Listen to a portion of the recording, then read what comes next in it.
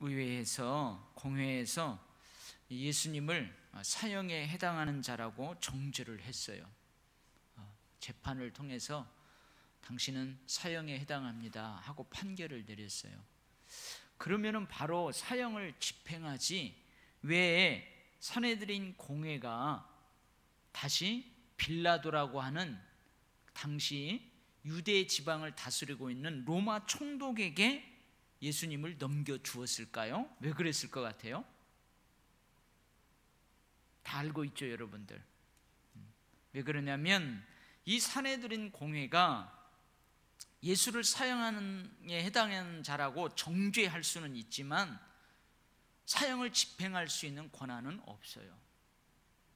그래서 어디로 다시 가서 최종 판결과 최종 집행을 해야 되냐면 로마의 법정으로 가야 돼요. 근데 저 로마까지 갈 수는 없고 그 당시 로마 정부에서 파견된 그 지역을 다스리는 총독의 권한하에 있는 로마 정부의 법정에 가서 다시 이제 재판을 받아야 됩니다. 근데 로마 법정에서는 이 산헤드린 공회에서 결정한 사형 판결을 기각할 수도 있어요. 그 사람은 사형에 해당되지 않습니다 하고 기각할 수도 있고, 정말로 너희들이 죄상을 낱낱이 조사해서 사형에 해당한다고 판결했는데 그 판결이 옳다 하고 확정할 수도 있어요. 이제 확정되면은 사형이 집행되는 거예요. 우리도 그러잖아요. 검사가 죄인의 죄를 다 알아보잖아요. 그래서 최종적으로 어떻게 하냐면 검사가 구형을 해요. 이 사람은 이러이러한 죄를 지었기 때문에 징역 25년에 처하게 해 주십시오 하고 법관들에게 그 구형을 해요, 검사가. 그러면 최종적으로 25년의 형을 땅땅땅 확정되는 것이 어디에서 확정돼요? 검사들이 하는 게 아니에요. 최종형의 확정은 법원에서 판사들이 하는 거죠. 이처럼 산헤드린 공회에서 사형에 해당자라고 정죄는 했지만 사형을 집행할 권한은 없는 거예요. 그래서 로마 총독에게 보냅니다. 로마 법정으로 끌고 가서 빌라도에게 넘겨주는 거예요. 자, 그러면 이 본디오 빌라도는 누구냐? 폰티오스 필라투스. 이 사람은 누구? 본디오 빌라도는 누구냐면 이제 로마가 그 당시에는 전 세계를 지배하잖아요. 다 지배를 해요. 근데 로마 황제가 저 로마에서 저 이 멀리까지 이 유다 지방 이스라엘까지 그 영향력이 못 미치잖아요.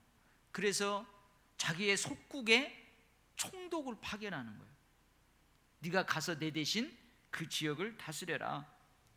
그래서 이 본디오 빌라도는 26년부터 36년까지 로마 황제의 명을 받아서 유다 지방을 다스렸던 제5대 총독이에요, 총독.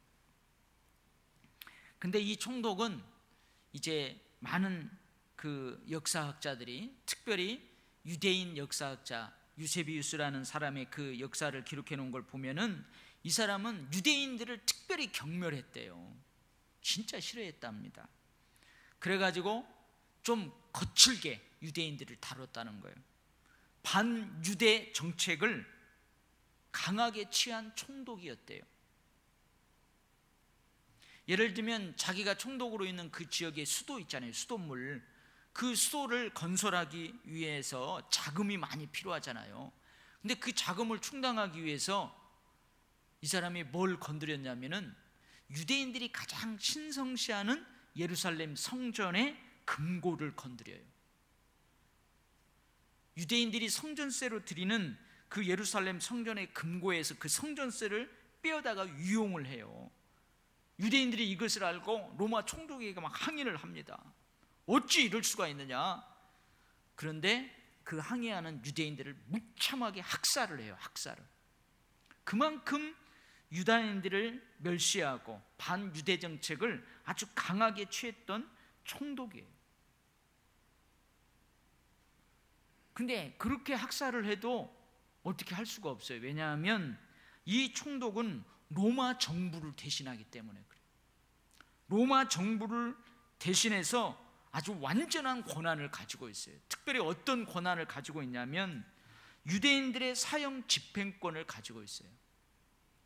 그러니까 로마의 속국, 자기가 파견된 그 지역의 속국의 식민지인들을 사형을 집행할 수 있는 그 권한을 총독이 가지고 있단 말이죠. 그리고 지방 법원, 이 사내들인 공회도 어떻게 보면은 지방 법원의 한 부류라고 할 수 있는데, 거기에서 결정한 것을 여러분 총독이 변경할 수 있는 권한이 있어요. 그리고 그 당시 대제사장을 임명할 수 있는 임명권이 있어요. 사실은 이 대제사장은 이 로마 정부가 손댈 일이 아니에요. 근데 유대인들이 가장 중요하게 여기는 로마의 그 대제사장을 이 로마의 총독이 임명한단 말이에요. 그런 권한을 가지고 있어요. 그래서 이 로마 정부로부터 그 지역에 파견된 총독은 군사적인 면, 또 사법적인 영역, 종교적인 영역에서 모든 것을 관장할 수 있는 절대 권력자예요. 그래서 어떻게 해요? 사내들인 공회에서 비록 예수를 사형에 해당한다 하는 자로 정죄했지만 그 사형을 집행할 권한은 없는 거예요. 누구에게 있어요? 로마 총독에게 있어요. 그래서 그 총독에게, 그 총독이 주관하는 법정으로 예수님을 꽁꽁 묶어갖고 끌고 가는 거예요. 근데 이 빌라도의 군영, 이 빌라도가 주둔하는 본부는 원래 이 예루살렘에 있지 않았대요. 저 가이사라에 있고, 특별히 예루살렘이 이제 유월절이라든지 절기 때 사람들이 많이 모여들면은 거기에서 밀란이 일어날까봐 저 가이사라 본부로부터 예루살렘 성 내에 있는 안토니우스라는 요새에 이 군병들을 파병해가지고 거기에 주둔시켰대요. 근데 이 로마 총독 본디오 빌라도는 36년에 그 사마리아의 민중 학살 사건으로 인해 가지고 로마로 소환되어서 가요. 근데 이게 사마리아의 민중 학살 사건이 어떤 사건이냐면, 모세가 사마리아의 그리심산에다가 성물을 감추어두었다, 이런 말 막 전해져요. 그래서 이 말에 혹해가지고 사마리아 사람들이 무장을 하고 그리심산으로 막 모여들어요. 그래가지고 그 모세가 감춰둔 성물을 우리가 찾아야 되겠다 하고, 근데 이 빌라도는 이것을 오해합니다. 저들이 무기를 들고 막 그리심산으로 모여들으니까 저것들이 반란을 일으키는구나 해가지고 거기에 모여든 사람들을 다 죽여버려요. 군대를 동원해가지고 무자비하게 학살을 하는 거예요. 이 일로 인해 가지고 저 로마에 있는 총독에게 소환을 당해요. 그리고 역사에서 사라져요. 본디오 빌라도는 역사에서 사라져요. 그 사람이 본디오 빌라도예요. 오늘 성경에 나오는 본디오 빌라도, 이건 역사적인 인물이에요. 실제로 존재했던 인물이에요. 자, 그러면은 오늘 로마의 법정, 즉 빌라도의 법정에서 예수님이 그 재판을 받는 장면을 한번 봐봐요. 오늘 보면 5절 말씀에 보면 빌라도가 놀랍게 여기더라 그렇게 돼 있죠. 빌라도가 유대인들이 예수를 사형에 해당한다고 자기들이 판결을 했다고 끌고 왔어요. 끌고 와서 이 빌라도가 신문을 해보는 거예요. 네가 유대인의 왕이냐? 이렇게 물어보기 전에 저 대제사장들이, 서기관과 바리새인들이 너에 대해서 그렇게 고발을 하는데, 사형에 해당한다고 고발을 하는데 왜 아무런 대답도 없느냐? 왜 적극적으로 너 자신을 변호하지 않느냐? 예수님한테 물어보는 거예요. 그러니까 예수님이 아무 대답도 안 해요. 본디오 빌라도의 그 물음에도 대답도 안 해요. 그러니까 놀랍게 여기는 거예요. 적극적으로 자기가 죽는단 말이죠. 그러니까 적극적으로 그 사형에서 해방되려고, 안 죽으려고 적극적으로 막 변론도 하고 해야 되는데 전혀 그러지 않는 거예요. 그러면서 네가 저들이 이야기하는 유대인의 왕이냐? 물어보니까 예수님이 그 말에는 네 말이 옳도다. 대제사장이 네가 하나님의 아들 그리스도냐 물어볼 때 침묵하다가 네 말이 옳다, 내가 바로 그러다, 그렇게 짤막하게 확신 있게 대답한 것처럼 네가 유대인의 왕이냐? 네 말이 옳도다, 딱 그 말만 하는 거예요. 그래서 빌라도가 이렇게 신문도 해보고 저렇게 신문도 하고 고발하는 자들의 그 고발의 내용을 다 진상을 조사해 보니까 빌라도가 어떤 생각이냐면, 이것은 이 예수 사건은 단지 유대인의 종교적인 문제라고 간주를 하게 돼요. 그냥 대제사장들이 시기 질투해서 이 예수를 넘겨준 걸로 알아요. 그래서 누가복음이나 요한복음에 보면 이 빌라도가 뭐라고 그들에게 고발하는 자들에게 뭐라고 하냐면, 내가 이 예수라는 사람을 조사해 보니까 이 사람에게는 죄가 없다, 그렇게 선언을 해요. 이 사람에게는 죄가 없다. 니들이 고발하는 그 행위를 살펴보니까 그것들은 사형에 해당될 일이 아니다, 죽일 일이 아니다. 그래서 이 예수가 로마의 정치적인 큰 위협이 안 된다고 생각을 하는 거예요. 그냥 저 유대인의 미미한 문제를 가지고 저들이 왔다고 생각을 해요. 그래서 어떻게 하냐면 그냥 채찍질만 해서 풀어주려고 했었어요. 그러니까 이 본디오 빌라도는 예수님을 석방하고자 하는 의향이 있었다는 거예요. 더군다나 자기가 조사해본 바에 의해서도 그렇지만 재판정에 딱 앉아있는데 빌라도의 아내가 오는 거예요. 아내가 와가지고, 여보, 몰라 그랬는지 어떤지는 모르지만, 총독 각하 그랬는지 모르지만, 여보, 저 사람은 옳은 사람입니다. 저 사람에게 아무 상관도 하지 마십시오. 내가 간밤에 저 사람의 꿈을 꿨는데 내가 꿈속에서 엄청 힘들었습니다. 그러니까 절대로 당신은 저 사람하고 상관하지 마세요. 아내의 이런 꿈 이야기를 듣고 조언을 받았어요. 그리고 자기가 조사해 보니까 죽을 죄도 아니에요. 죄가 없어요. 그래서 석방하고자 하는 의향을 가지고 있었어요. 채찍질만 몇 대 쳐서 푹 그랬어요. 그래서 어떻게 하냐면 명절에는 자기가 특별 사면을 할 수 있는 권한이 있어요. 그래서 특별 사면권을 이용해서 저 예수를 풀어줘야 되겠다, 그런 마음이 있었단 말이에요. 그래서 바라바, 여러분 지난번에 우리 박 목사님이 설교했죠. 사울을, 위대한 사도 바울을 되게 한 사람이 누구라고요? 바라바가 아닙니다. 바나바라고 그랬어요. 바나바. 근데 이 바라바는 사람이 어떤 사람이냐면 밀란을 일으켰던 아주 극악무도한 죄인이에요. 밀란을 일으켜갖고 살인죄를 진 사람이에요. 그렇고 체포돼 가지고 지금 사형 집행을 기다리고 있어요. 그러니까 이 바라바를 쭉 앞에다 내어준 것은 뭐냐면, 분명히 바라바하고 예수하고 함께 세우면 저 백성들은 바라바는 사형에 해당하고 예수는 풀어줘라, 그렇게 할 줄 알고 아주 극악무도한 죄인인 바라바를 전면에 내세운 거예요.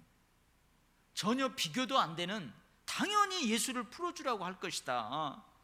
그래서 예수와 바라바 두 죄인을 총독이 앞 전면에 내세웠어요.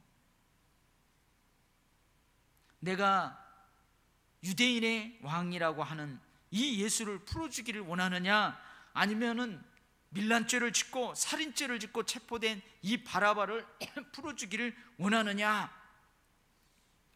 그러니까요, 백성들은 어떤 마음이 있었는가? 성경에는 그렇게 안 나오지만 유추해 볼 수 있는 근거가 있어요. 그렇게 유추해 볼, 이 백성들은 어쩌면 예수를 풀어주고 싶은 마음이 있었어요. 왜냐하면 사내들인 공회원들은 예수를 진짜 시기 질투해서 사형에 해당한다고 했지만, 이 예수님은 백성들에게 어떻게 했어요? 약한 백성들, 병자들 다 고쳐줬어요. 그 가르침이 바리새인과 서기관의 권위하고는 달랐어요. 그런 것을 통해서 이들은 예수가 메시아다는 것을 어렴풋하게 알았어요. 근데 민중들이, 백성들이 예수를 선택하지 않아요. 왜 그러냐면 성경에 보면 대제사장들이 무리를 선동했어요. 모인 백성들을 충동해 가지고 어떻게 하냐면, 너희들 바라바를 놓아달라고 하라, 너희들 바라바를 놓아달라고 하라.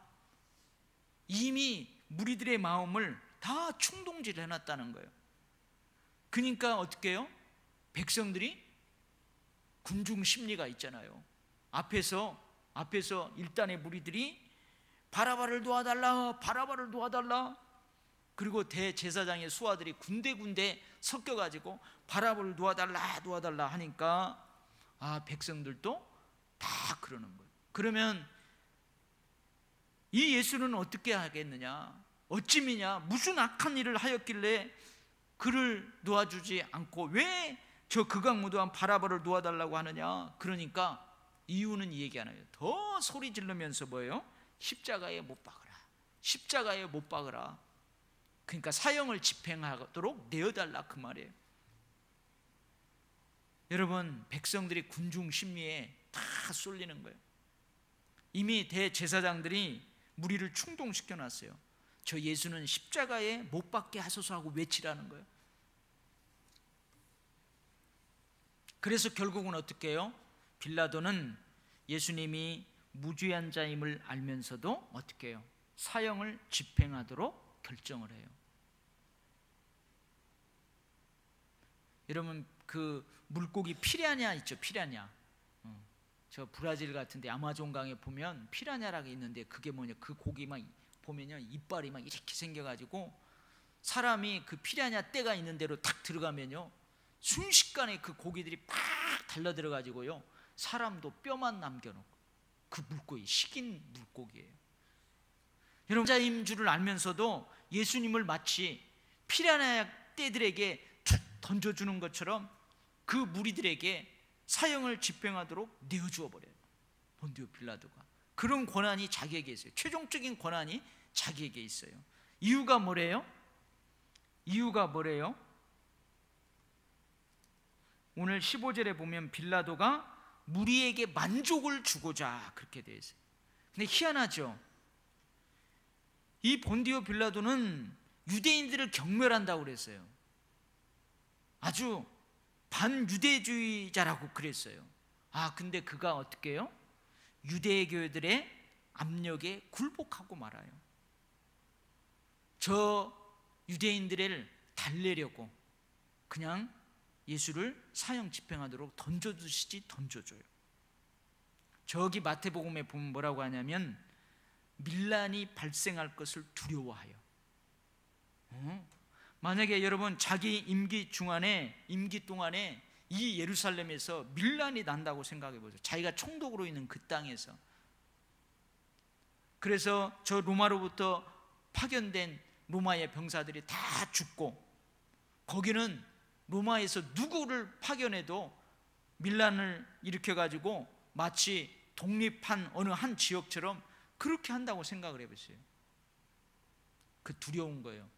로마 황제에게 문책당할까 하는 두려움이 있는 거예요. 그래서 결국은 어떻게 해요?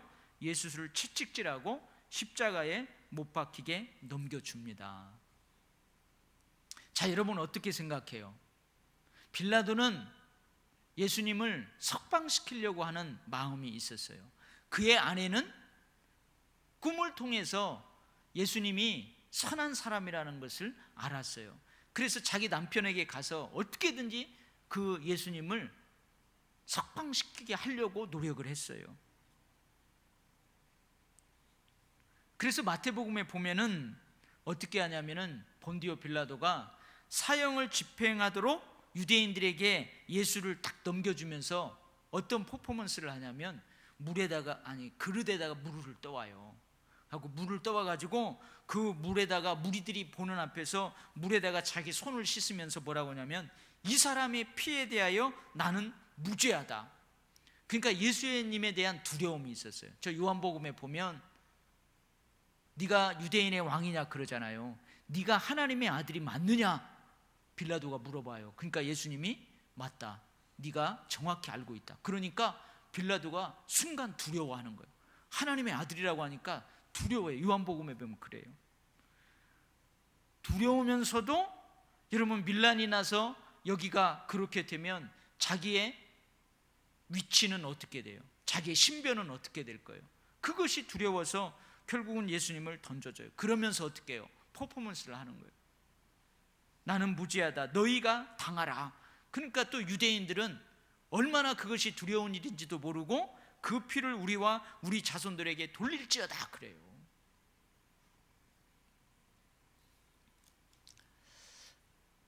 그래서 여러분 모르겠어요. 어떤 역사학자들은 예수를 죽인 유대인들이 모르겠어요. 제가 이런 설교를 하면은 또 어떻게 모르지만 그래서 그 죄값을 받았다. 히틀러가 여러분 유대인들을 다 학살하잖아요. 그렇게 보는 사람들도 있다는 거예요. 자, 그렇다면 빌라도는 어떻게 됐을까요? 아까 그랬죠. 사마리아의 그 민중 반란 사건으로 인해서 로마로 압송되어 갔다고 그랬어요. 근데 그 뒤에 이 본디오 빌라도는 역사에서 사라져 버렸어요. 여러분 궁금하지 않아요? 본디오 빌라도가 어떻게 됐을까? 근데 확실하게 알려지지 않았대요.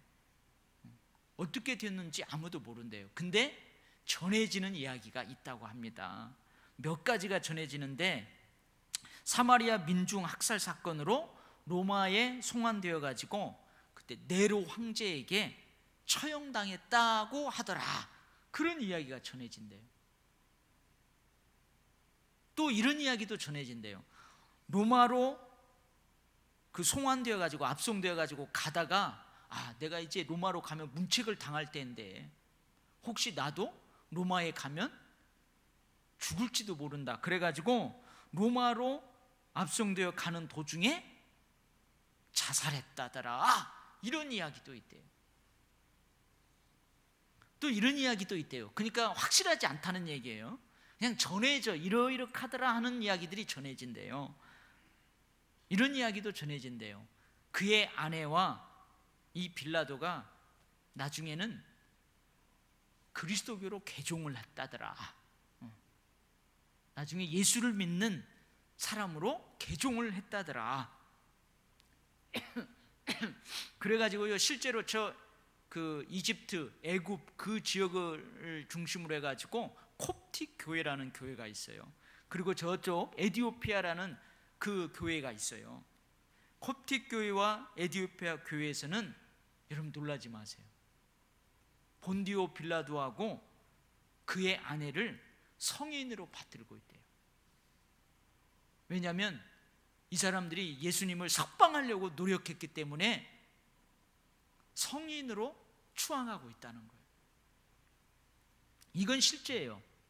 근데 어쨌든 그들은 카드라를 믿기 때문에 그래요. 그가 그의 아내와 함께 나중에 예수를 믿게 되었다더라. 그리스도인이 되었다더라. 그래서 그들은 이 두 사람을 성인으로 그렇게 추앙을 한다고 그래요. 또 이런 이야기도 전해진대요. 자기가 예수가 죄가 없음에도 자기 안위 때문에 사형에 내어주었잖아요.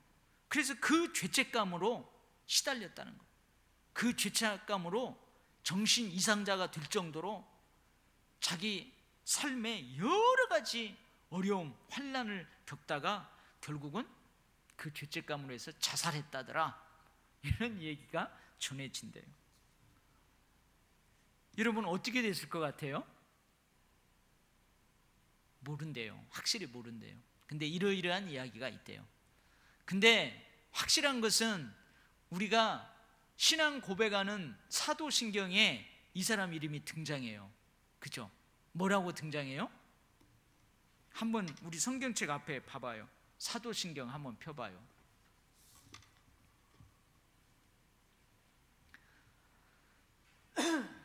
사도신경에 보면 나는 이러이러한 것을 믿습니다 하고 자기 믿음을 고백하는 거거든요. 첫 번째, 나는 뭘 믿습니다? 나는 하나님 아버지를 믿습니다, 그래요. 근데 어떤 하나님 아버지를 믿는다고요? 전능하신 아버지 하나님을 믿는다는 거예요. 천지의 창조주로 하나님을 믿는다. 그게 첫 번째 고백이에요. 두 번째는 나는 누구를 믿는다? 예수 그리스도를 믿는다. 그래서 예수 그리스도를 믿는다고 고백할 때에 그 고백 안에 누가 나와요?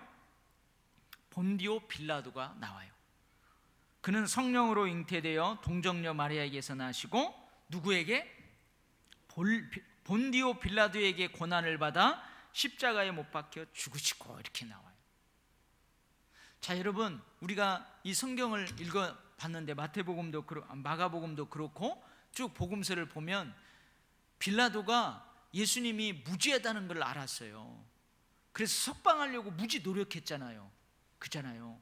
그의 아내도 예수님을 가능하면 사형에 내어주지 말라고 하고 어떻게든지 석방하려고 하고 그랬잖아요. 그리고 예수님을 결국 십자가에 못 박아 죽도록 한 사람들은 결국은 누구예요?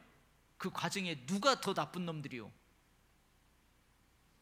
그 유대인들이 더 나쁜 놈들 아니에요. 여기는 본디오 빌라도에게 고난을 받으사가 아니고 누구에게 고난을 받으사 그래야 돼요? 대제사장과 서기관 바리새인들에게 고난을 받으사 그래야 되는데, 여기 보면 본디오 빌라도에게 고난을 받으사 십자가에 죽으시고 못 박혀 죽으시고 그렇게 되어 있어요. 여러분 왜 이렇게 할까요? 왜 교회가 본디오 빌라도에게 예수님이 고난을 받으사 십자가에 못 박히셨다고 그렇게 기록을 하고 있을까요? 여러분, 본디오 빌라도는 사형에 해당되지 않는다는 것을 알았어요. 물론 물로 손을 씻었어요. 그러나 결국은 예수님이 십자가에 못 박혀 죽도록 내어준 결정권자는 누구예요? 본디오 빌라도예요. 유대인들의 불법한 요구에 굴복하고 말았어요. 만약 이 일로 밀란이 일어난다면 자신의 신변에 위협이 될 것을 두려워해서 결국은 무죄한 자를 사형시키라고 내어 주었어요. 이게 총독의 권한이에요. 그리고 최고의 결정권자가 결정한 거예요. 그래서 요한복음에 보면 그 예수님하고 같이 이야기할 때 본디오 빌라도가 이런 얘기를 해요. 내가 너를 놓을 고난도 있고 십자가에 못 박을 고난도 있는 줄 네가 알지 못하느냐. 그만큼 자기 고난이 있다는 거예요. 근데 이 말이 자기가 올무가 되는 거죠. 결국은 자기가 예수님을 십자가에 못 박도록 내어주었다는 거예요. 최고 결정권자인 총독에게 책임이 있다는 거예요. 그래서 사도신경에 본디오 빌라도에게 고난을 받으사 그게 나오는 거예요. 여러분, 오늘은 좀 우리가 어떠한 객관적인 역사적인 그 상황들을 오늘 본문의 배경을 쭉 살펴보았어요. 근데 이 말씀에서 딱 한 가지를 깨닫게 돼요. 한 가지를 깨닫게 되는데, 여러분, 진리 편에 설 것인가, 정의 편에 설 것인가, 아니면 나의 출세, 내 위치를 지킬 것인가. 어쩌면 여러분, 이 빌라도의 처신과 지금 우리나라의 정치적인 상황 막 얽히고 설키는 그 상황하고 조금 비슷한 게 있지 않아요? 이 강단에서 이런 얘기하면 좀 그런데, 다스는 누구 겁니까? 그 다스하고 연관되어서 연관된 많은 사람들, 그 다음에 지금 국정농단으로 이제 1차 검찰이 구형을 선고했죠. 이제 법원에서 그 구형을 어떻게 할 건가 이제 할 거예요. 거기에 연루된 많은 사람들, 내가 그때 진리 편에 쓰고 내가 정의 편에 쓰고, 그래서 내가 출세를 못할지라도 내 위치를 잃어버릴지라도 내가 적당히 타협하지 않고 내가 적당히 굴복하지 않고 끝까지 그렇게 했더라면 어떻게 됐을까? 근데 왜 그들은 그렇게 하지 못했을까? 이런 많은 생각들을 하게 돼요. 아마 어쩌면 빌라도가 그렇게 하지 못한 이유하고 비슷하지 않겠어요? 자기의 출세, 자기의 위치를 지키기 위해서. 결국은 진리를 버려버리고 정의를 버려버리고 적당히 타협하고 적당히 굴복하고 그러잖아요. 여러분, 우리 신앙생활에서도 마찬가지 아닐까요? 우리가 새벽에 예레미야 선지자를 쭉 보면서 은혜를 받고 있는데요, 그 예레미야 선지자 새벽에 말씀을 나누는데도 오늘 이 말씀하고 비슷한 상황이 나와요. 과연 나는 예레미야와 같은 저런 입장에 있을 때, 나는 본디오 빌라도와 같은 그런 입장에 있을 때 나는 진짜 진리의 편에 설 건가? 나는 정의의 편에 설 수 있을까? 여러분, 우리 지난주에도 또 같이 살펴봤잖아요. 베드로가 그 담대함은 어디로 갔어요? 그 용기는 어디로 갔어요?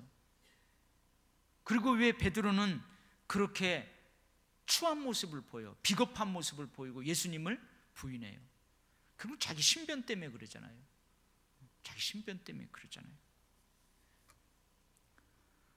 저는 이 말씀을 준비하면서 그러한 류의 말씀을, 그런 본문의 말씀을 준비하다가 계속 도전이 되는 거예요. 한편으로는 감사해요. 하나님, 지금 내가 그러한 시대에 살지 않고 있다는 것에 감사해요. 만약에 우리가 일제강점기 때 일본 순사들이 너 신사참배하지 않으면 너 감옥에 보낼 거다, 주기철 목사님, 손양원 목사님처럼 그렇게 하고 많은 목숨을 잃으며 순교, 교회를 지켰던 그 신앙의 선조들처럼 우리가 그런 시대에 살고 있다면 과연 우리는 어떨까? 여러분, 국제시장에 보면 그 아버지가 마지막에 그러잖아요. 내 자식들이 그 험악한 시대를 살지 않고 내가 그 시대를 살았다는 거, 오히려 자식들을 보면서 그거 감사하다고. 그게 애비의 마음이죠. 아버지의 마음이에요. 만약에 우리가 그러한 시대에 살고 있다, 그런 시대가 다시 도래한다, 여러분들은 분명히 정의 편에 설 거예요. 할렐루야. 왜냐하면 우리 한국교회 믿음의 선조들이 그러잖아요. 예수님이 언제 오면은 큰일 난다고요? 딱 오늘 같은 날, 비 오는 수요일 날 예수님이 오면 큰일 난다고. 왜 그래요? 비 오는 수요일에는 다 수요일 날 안 나온다는 거예요. 비도 오고 날씨도 춥고. 그런데 수요 예배하러 누가 와요? 근데 여러분들은 비도 오고 춥고 그리고 수요일인데 왔잖아요. 여러분들은 분명히 빌라도와 같이 안 할 거예요. 끝까지 예수님을 살리는 편에 섰을 거예요. 할렐루야. 아멘. 근데 자신이 없어. 만약에 내가 빌라도의 입장에 있을 거라, 그럼 나는 과감하게 내 출세에 그것을 버려버릴 건가? 나의 신변을 버리고 끝까지 예수를 지킬 것인가? 솔직히 자신이 없어요. 그러나 사도신경을 외우면서 본디오 빌라도에게 고난을 받으사 십자가에 못 박혀 죽으시고, 나도 만약에 그렇게 된다면, 여러분, 만약에 지금이 그런 상황이어 가지고 여러분들 우리 도일교회 저 밑에 지방 이쪽 서해안 지역 가면은요, 교회를 지키다 신앙을 지키다가 그 제합리 교회만 우리 가봤잖아요. 우리 항존직 분자들 제합리 교회 가봤잖아요. 그 신앙을 지키다 일제강점기 때 교인들 다 교회에다 불러 모아가지고 교회에다가 다 놓고 다 못질해가지고 불질러가지고 다 죽였잖아요. 근데 만약에 그때 도율교회 담임 목사님 황룡 목사만 배신하고 쏙 나갔다고 해봐요. 그래 그 새로운 시대가 도래했어. 도율교회가 아주 다시 부흥하기 시작해요. 그러면 도율교회 역사에 여러분들은 다 순교자로, 여러분들은 정의의 편에 진리의 편에 서서 예수를 살린 사람으로 그렇게 전해질 건데 누구만? 그 사람만 본디오 빌라처럼, 빌라도처럼 그렇게 된다고. 여러분, 우리는 일제 강점기나 이 본디오 빌라다 같은 그런 상황에서 살지는 않아요. 그런 시대적인 상황에서 살지는 않아요.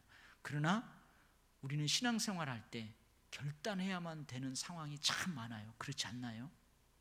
네. 큰 것이 아닌 작은 것 때문에 결단해야만 하는 그런 상황이 많아요. 예를 들면 오늘 교회를 가야 될까 말아야 될까, 오늘 같은 날도 교회를 가야 될까 말아야 될까. 저것이 맞는데 목사님 자꾸 순종하라고 하는데 나 같은 것도 해야만 될까, 안 해도 될까.